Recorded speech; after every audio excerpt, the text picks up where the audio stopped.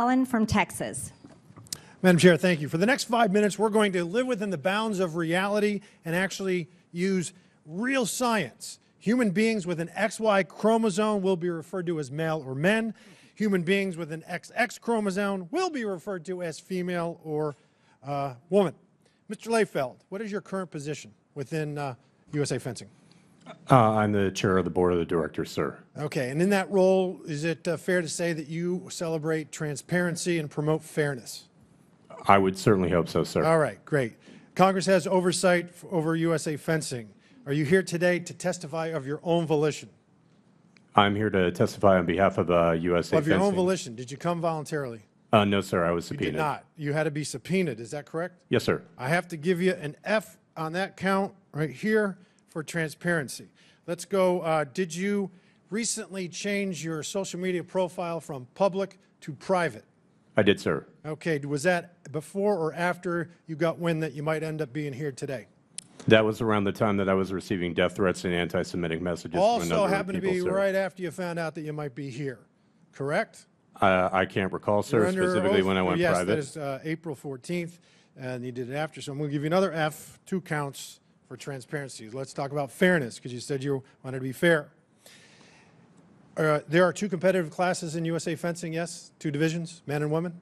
That's correct, sir. Why is that?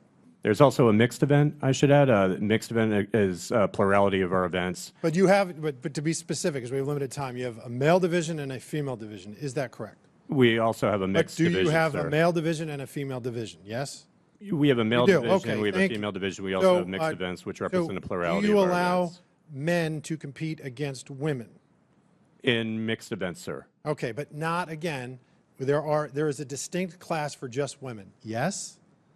Yes, there is a Thank women's you, event, thank you. yes, We're sir. getting somewhere. Now, that is because I think you would agree that in general, maybe not because Ms. Graves doesn't, that men inherently have some physical attributes that give them an advantage.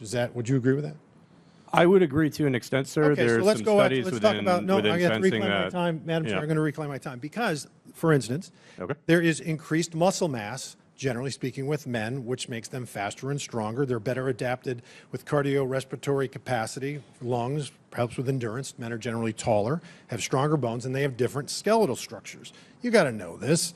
The pelvis in men are more narrow, and the small Q angle that attaches the hip to the knee joint, that's important because the more narrow that Q angle is, the more force than you can project. Now, that's only important in sports that require standing, squatting, kicking, or pedaling. And then you also have a sex difference in the angle of the humerus and the ulna at the elbow.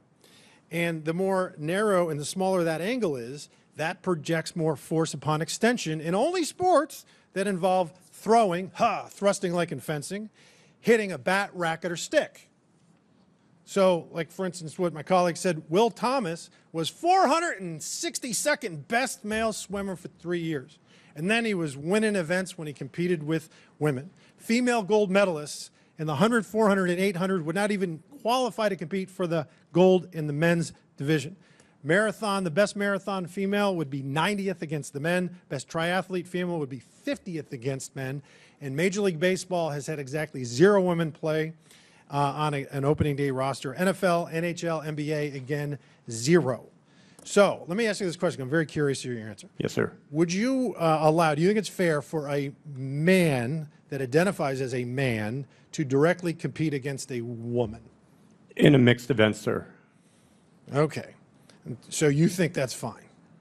A man can compete against a woman in the women's division? In the women's division, sir, they must go through 1 year. Right. So hormone what I'm saying, so replacement a man that's identifying as a man cannot. You're not cool with them fencing against women. Men compete against women in mixed events all the time, sir. They're a plurality of our events. And who generally wins those? The recent data that we pulled showed that cisgender men prevailed in 64%. So cisgender men are men. Okay, let's just call it for what it is.